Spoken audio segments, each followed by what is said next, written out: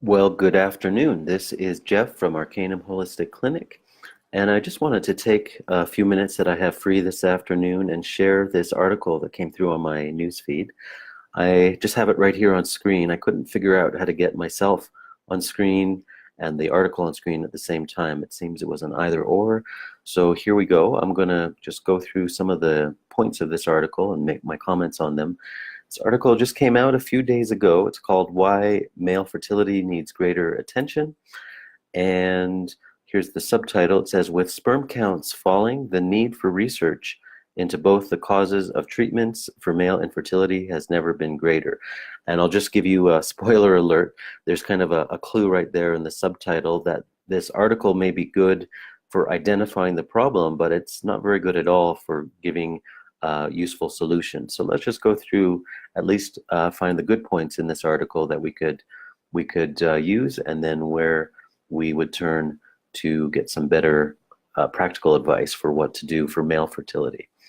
So right off the bat, the article starts with this this great opening. It says, mention the word fertility, and most people immediately think of women and moms. Yet the reality is very different. Male infertility is the cause of problems in heterosexual couples in half of all cases. So that's a very important statistic right off the bat. So it's essentially what it's saying is that when it comes to infertility, it pretty much breaks down to 50-50 as whether the cause is coming from the male side or the female side of the couple. And here, let's get a little more specific into the statistics it gives. On the male side, it says a landmark study of thousands of men over 40 years, published in 2017 by the Hebrew University of Jerusalem, showed a significant decline of more than 50% in sperm counts in Western men, with no sign of this decline leveling off. Okay, so that's quite an alarming statistic, but as we see as we go through the article, they don't really have much of a good recommendation for what to do about it, other than kind of a vague general call for more research, or being careful with your lifestyle or something like that. But it's, as we'll see, it's not very good advice, and I will point you to some better advice as we get through this article. So what does this paragraph here? It says the study provided conclusive evidence of the decline in sperm count, but it did not seek to identify the causes. So that seems a problem right off the bat. It's fine to know there's a problem, but we want not only to know the causes, but also their solution. Even now, the reasons for the fall remain elusive.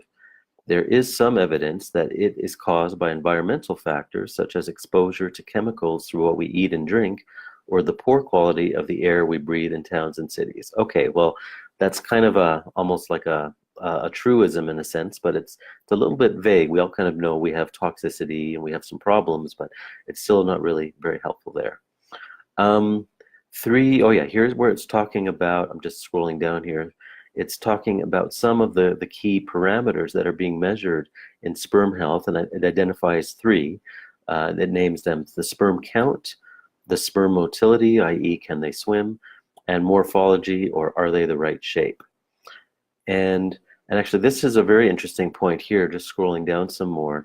This is actually, and we've seen this as true in the clinic, that for some reason, a disproportionate amount of attention goes to the woman in fertility cases and little to none in the men. Now, of course, sometimes a couple will come in where they know there's a sperm count problem or something like that. They've had testing, and then they kind of will focus on the man. But generally, they don't go there all too often, even though, as we know from the statistic above, it's pretty much a 50-50 deal that's going on.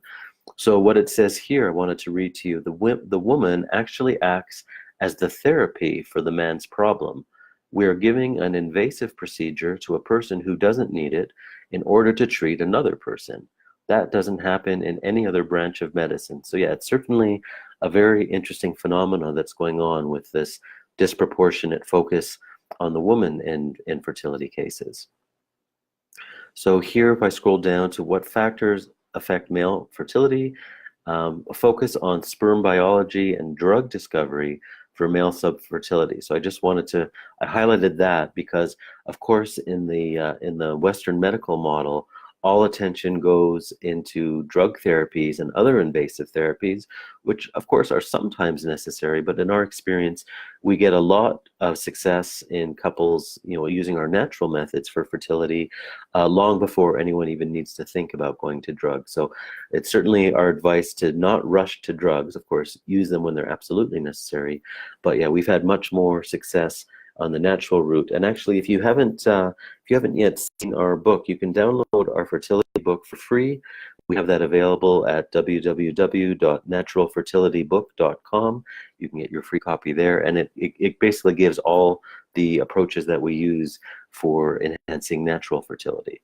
So just to go further down in the article, it says here, having problems with ejaculation can impact fertility if sperm cannot reach the egg for it to be fertilized.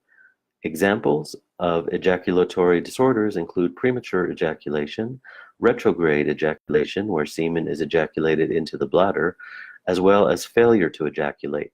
So on this point, so that's fine. It identifies the problem, but as to the whole scope of this article isn't really offering a solution.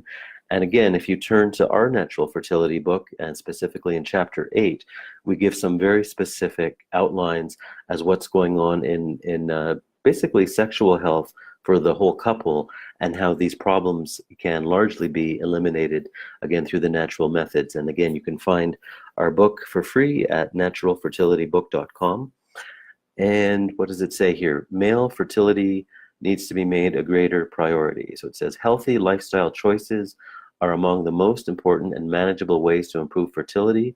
Of course, we agree with that, although in this article it doesn't really give you any specifics. I mean, it talks about some general lifestyle factors, use of drugs or alcohol or things like that, but we need to get more specific. And again, in chapter 1 of our book, you find it naturalfertilitybook.com, we start you on a path that gets you into all the natural lifestyle factors that bring that fertility into the range that you want and need it to be.